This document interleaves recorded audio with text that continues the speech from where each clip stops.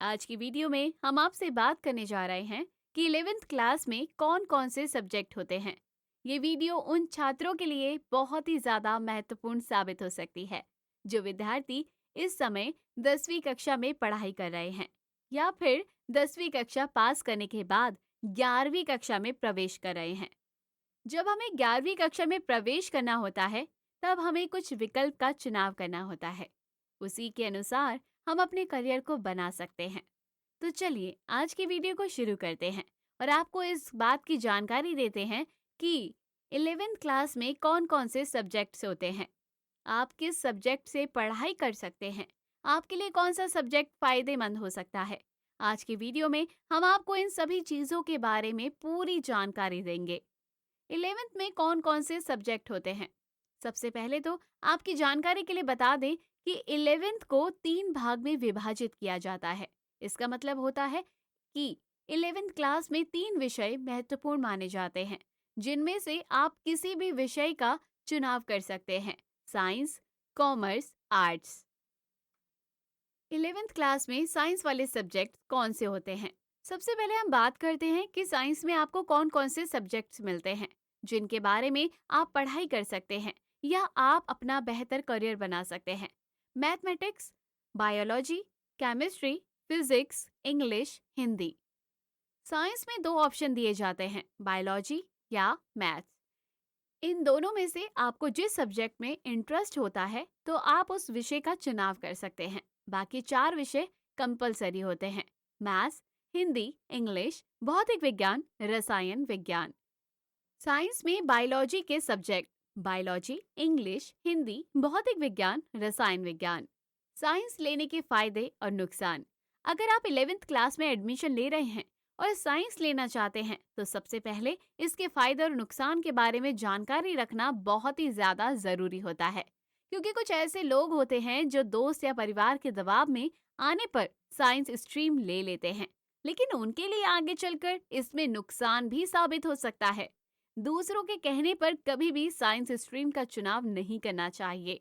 अगर आपको इसमें इंटरेस्ट नहीं है तो आप बिल्कुल भी पढ़ाई नहीं कर पाएंगे और ये नुकसान आपके लिए बहुत बड़ा हो सकता है। साइंस स्ट्रीम हो या फिर कोई भी स्ट्रीम हो, उस सब्जेक्ट में आप तभी पढ़ाई कर सकते हैं जब आपको उसमें इंटरेस्ट हो। आपको बता दें कि 11th क्लास में साइंस पढ़ने के बाद आपके पास बहुत सारे जॉब के ऑप्शंस हो सकते हैं। अगर आपका सपना डॉक्टर, इंजीनियर बनने का है तो आप 11th में साइंस स्ट्रीम का चुनाव ही करें। कॉमर्स में कौन कौन से सब्जेक्ट होते हैं।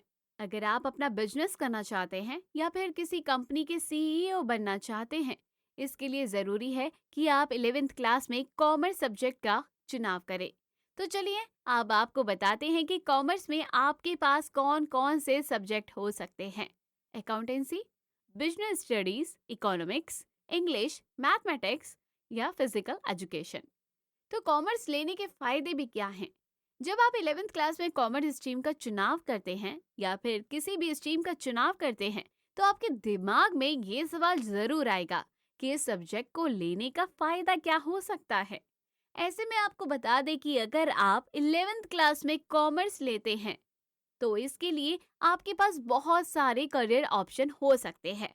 अगर आप 11th और 12th में कॉमर्स लेते हैं तो इसके लिए आपके पास बहुत सारे करियर ऑप्शन हो सकते हैं। अगर आप 11th और 12th में कॉमर्स लेते हैं तो इसके बाद आप ग्रेजुएशन में बीकॉम कर सकते हैं।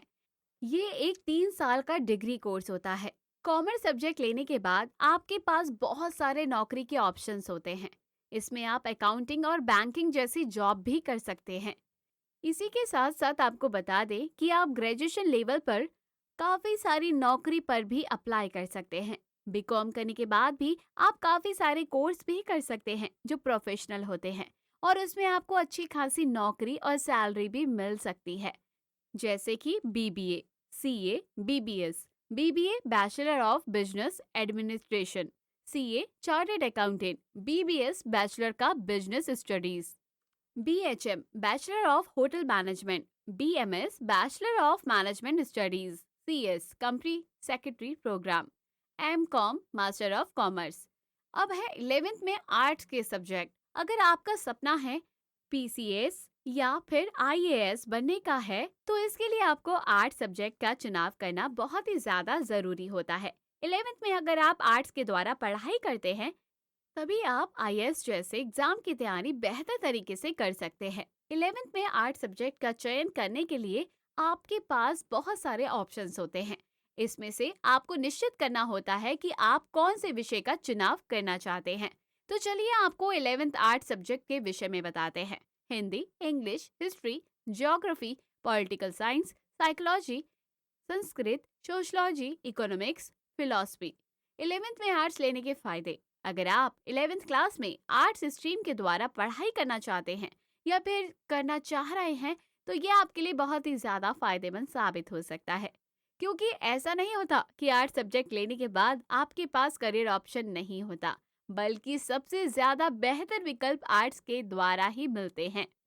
तो चलिए आपको बताते हैं कि अब आर्ट्स के द्वारा पढ़ाई करके क्या क्या फायदे उठा सकते हो आप। 11th और 12th के पास करने के बाद आप बैचलर ऑफ आर्ट्स में एडमिशन ले सकते हैं। इसका मतलब होता है बीए। ये 3 साल का डिग्री कोर्स होता है। अगर आप एक वकील के तौर पर काम करना चाहते हैं या फिर आपका सपना है वकील बनना, तो आप बीए एलएलबी कोर्स कर सकते हैं। ये एक प्रोफेशनल कोर्स होता है जो 5 साल का कोर्स होता है। जर्नलिज्म एंड मास कम्युनिकेशन, ये 3 साल का कोर्स होता है। आज के समय में इसमें बहुत सारे स्कोप मिल जाते हैं। बैचलर ऑफ होटल मैनेजमेंट, ये 4 साल का कोर्स होता है। अगर आपको होटल मैनेजमेंट में इंटरेस्ट है, तो आपका इसका कोर्स कर सकते हैं और एक बेहतर करियर आप बना सकते हैं। फैशन डिजाइनिंग, अगर आपका इंटरेस्ट फैशन में है, तो आप इस कोर्स को कर सकते हैं, जिसके बाद आप फैशन डिजाइनिंग का बिजनेस भी शुरू कर सकते हैं। आज के समय में इस फील्ड में काफी ज्यादा डिमांड है। इवेंट मैनेजमेंट, इस कोर्स को करने के बाद आप किसी भी शादी, पार्टी या इवेंट को मैनेज कर सकते हैं। इस काम को आप बिजनेस के तौर पर भी स्टार्ट कर सकते हैं। गवर्नमेंट जॉब, दोस्तों अगर आपने 11th और 12th में आर्ट्स लिया है, तो आप गवर्नमेंट जॉब के रास्ते को भी अपना सकते हैं। अगर आपका सपना आईएएस पीसीएस बनने का है, तो आप इस सब्जेक्ट के द्वारा अपना सपना पूरा कर सकते हैं। ध्यान देने वाली बातें ये हैं, अपनी रुचि और क्षमता को समझकर ही स्ट्रीम का चुनाव करें। अपने करियर के बारे में सोचने के बाद स्ट्रीम का चुनाव करना चाहिए। टीचर और काउंसलिंग की सलाह ले सकते हैं। ये फैसला जीवन भर का नहीं है। कई संस्थान बाद में स्ट्रीम बदलने का मौका भी दे देते हैं। आप जो भी विषय 11th क्लास में ले लेंगे, उसी के मुताबिक आगे की पढ़ाई करनी होती है।